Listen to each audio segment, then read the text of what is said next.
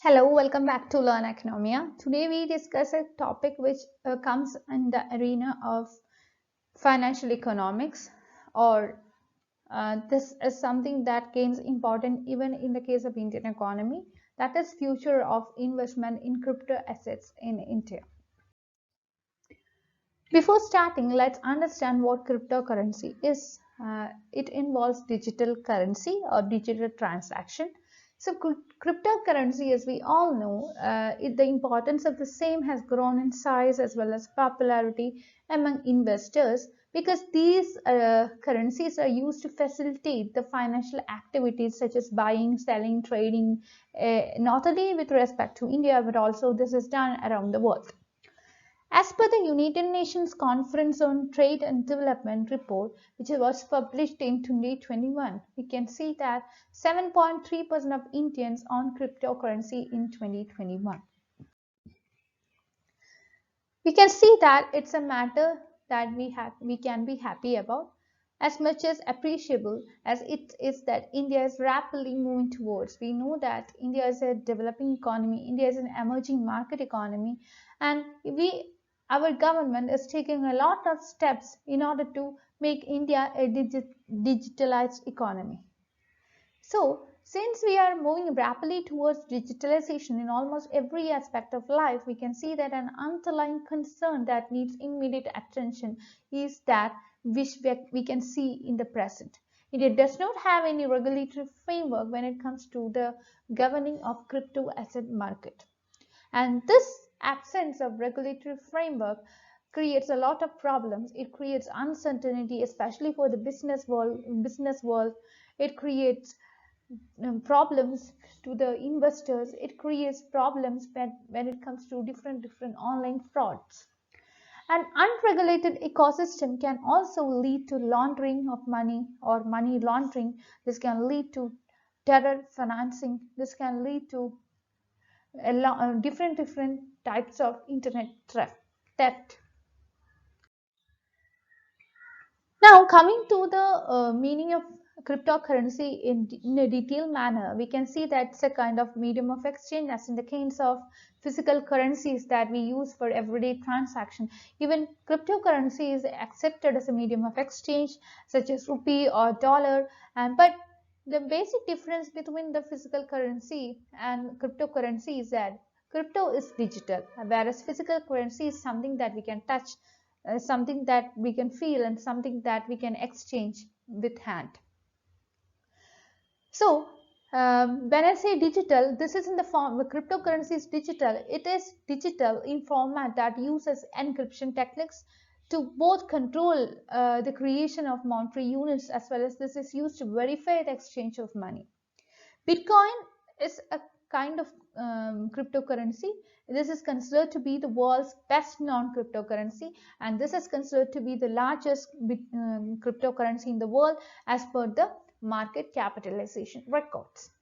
Many cryptocurrencies are actually not regulated by any national government, and these are considered to be alternative currency, and these are used as means of exchange, and these are used for transactions. These are used for many financial agreements, etc. But we need to see that all these are actually outside the scope of state monetary policy. At the same time, in 2021, what happened was that El Salvador became the first country in the world to introduce Bitcoin as a legal tender. Even the government has approved Bitcoin as Bitcoin there. That is why it is considered to be a legal tender.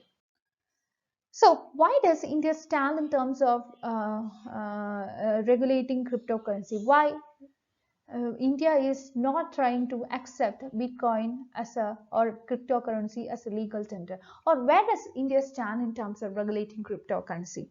If you look back to 2017, you can see that the Reserve Bank of India, or RBI, which is the central bank of our country, has issued a warning that virtual currencies or cryptocurrencies are not legal tender in India. However, we can see that a no ban situation can be seen in many of the countries that we have. That is what something we had seen in the previous slides.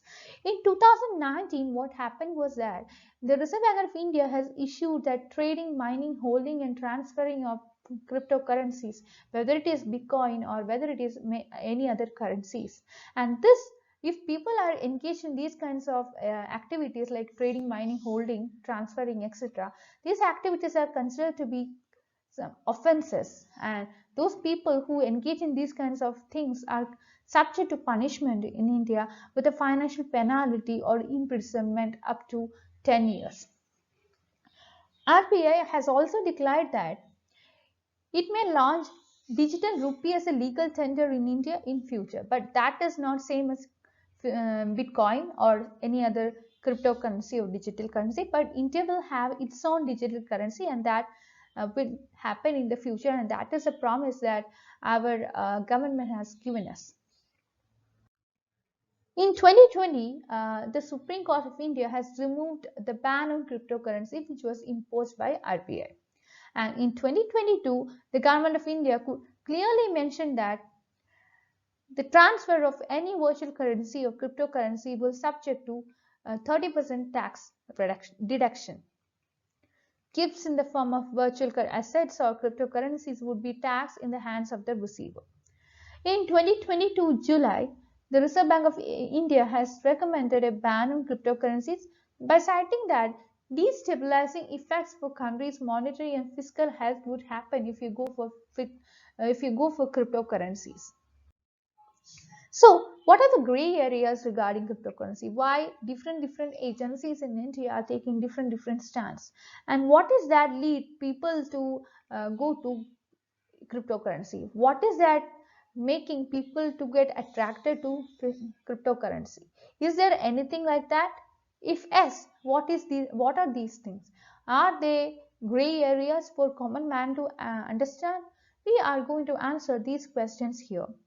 So we can see that cryptocurrency has got a volatility nature. It is volatile in nature. That means that it is speculative. Investing in high amounts would lead to market volatility. As a result of the same, we can see that prices would fluctuate and people might suffer big losses as a result of this. Second thing is reliability as well as security. As we have seen, this cryptocurrency is not same as physical currency. Cryptocurrency, for its characteristics of be a digital mode of transaction, it has become a very common platform for hackers, terror finance, and drug transaction. So this means that cryptocurrency is something that we have to be careful about. This has brought tiredness among people to a larger extent as it brings lesser security and lack of reliability. For example, we have seen WannaCry virus. This is used by criminals to make ransom payments in terms of Bitcoin. And another point is lack of regulatory framework. The government of India had followed a wait and watch policy when it comes to cryptocurrencies. Absence of regulatory authority has led to increased chances of theft, fraud faced by investors, and these would definitely hamper the protection of investors, and as a result this will definitely affect the growth and development of the economy. Next point is flooding advertisement. We know there has been an explosion in the arena of advertising in the crypto market that would lure people into speculating. This is because it is seen as a quick way to make money. Speculating is considered to be a quick way to make money. You won't do anything, you just put your money there and you just start looking at the movement of your money, and you will be waiting, sitting idle. You need not do any work. However, there is a concern that these efforts are to be misled youth through over-promising and non-transparent advertising. Next point is stock market issues. The securities as well as the Securities and Exchange Board of India, that is shortly known as SEBI, this body has pointed out that it does not have any control over the cryptocurrency. So as a result, it won't deal with any of the transaction when it comes to the area of cryptocurrency. In addition, cryptocurrency has not been defined either as a currency or a commodity or a security by SEBI. We know it is SEBI which is considered to be the watchdog when it comes to financial market in India. When SEBI is not able to take any kind of risk when it comes to the arena of cryptocurrency, who can trust cryptocurrency? Next point is scalability concern. The scalability of crypto, that too remains a major concern when it comes to blockchain technology, because crypto is something which is based on blockchain technology. In blockchain technology, what happens is that data would be stored as a mechanism, and this is used to cheat people. So here data cannot be modified, and since the demand for these things are growing, storage capacity too would become limited. So again, scalability concern to offer problems to cryptocurrency. Next is money laundering. We can see that a lot of money laundering happening in India, which would definitely create black markets in India. That would definitely lead to many problems. That would create a parallel economy in India, which would definitely affect the growth as well as development of our country. So there's a huge possibility that people would invest in money in different arenas that may lead them to go for money laundering, and this is very easy, especially when it comes to a sphere where accountability is not a question. And cryptocurrencies can offer such a platform to do money laundering. Next point is possibility of economic disbalance or imbalance. Rising cryptocurrency market can create a imbalance or disbalance, and this will create imbalance for the circular flow of income in the Indian economy.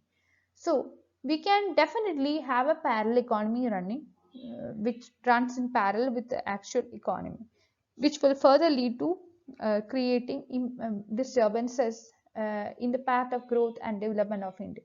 For instance, in the case of India, only the RBI, which is the Central Bank of India, has the authority to create cash only after maintaining the minimum reserve system. We cannot go on printing money and money. We can't print money every day. We can't print money every moment.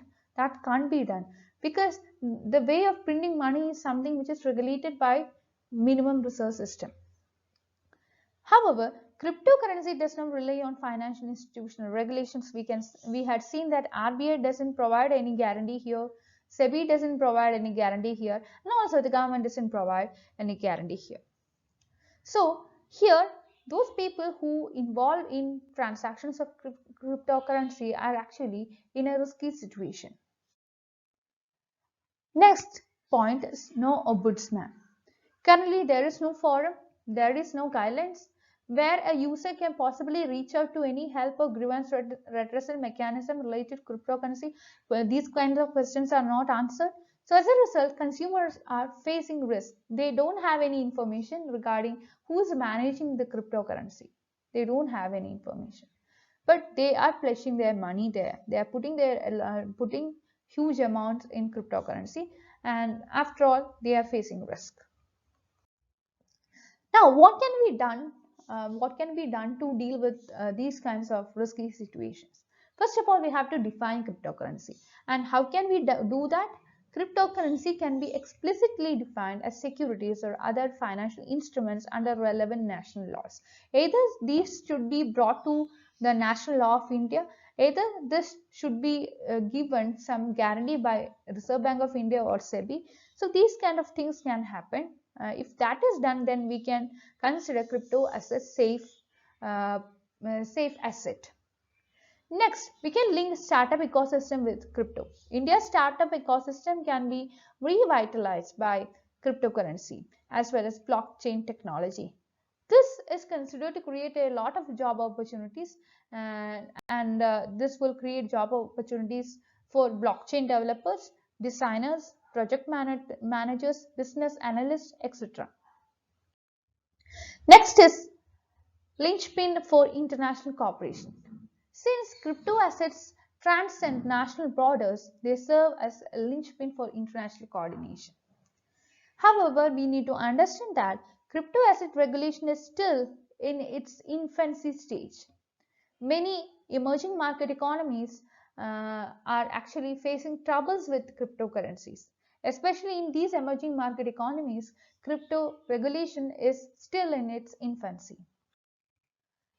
We have to see that a risk-based and context-specific international cooperation is very much important to deal with digital currencies like Bitcoin or cryptocurrencies of various types.